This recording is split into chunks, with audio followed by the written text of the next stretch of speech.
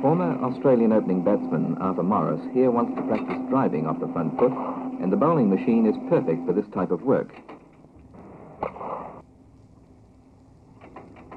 The ball lands almost on the same spot every time, and in addition to driving, Arthur is able to vary his shot and force the ball away on the onside if he so wishes.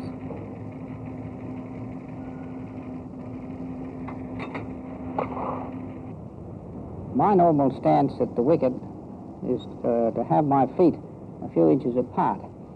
This enables me to get evenly balanced, and I think those players who have their feet together as the bowler is coming up will still have to make a preliminary movement, because you've got to get your feet apart anyway before you can start to move into a shot. So you might as well get there in the first place and save that little extra amount of time. It can be clearly seen in the film that my backlift is perhaps not as straight as some other people's, and perhaps not as straight as some coaches would advocate. But this has always been my method, and I do try and get the bat straight as I'm bringing it down to make contact with the ball. That is for shots forward of the wicket and defensive shots. Now you'll notice that the bat is actually lifted and gets up towards the height of the stumps before the bowler lets the ball go. This, I think, is important. If you wait until the bowler lets the ball go, then you will be too late and you'll have to hurry into your shot. Do you think there's much difference in captaincy and field placings these days? I'm told that some of the field placings are more scientific in modern times, although I believe that in the olden days there was more emphasis on the taking of wickets. I don't really think that that's true, Richie. If anything, I would be inclined to say there's more emphasis on taking wickets today than there used to be. Certainly, anyway, at the start of an innings.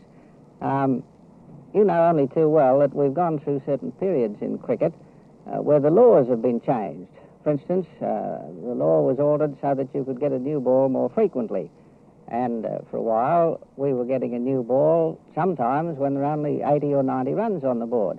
Now, as a result of this, you had your fast bowler and your medium pace bowler being used a lot more, and this developed the habit on the part of the captains of starting off with their leg slips, and frequently with more slips on the offside and a short gully, nobody back on the fence at third man, nobody on the boundary at fine leg.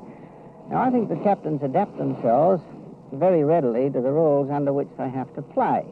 But I would certainly think that today, at the start of an innings anyway, there is more emphasis on taking wickets.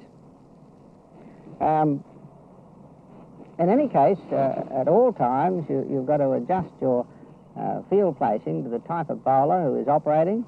I think our modern captains are very alive to this. I would think, if anything, their field placing is a little more scientific, and I think they tend also to change their field for each individual batsman a little more than they used to.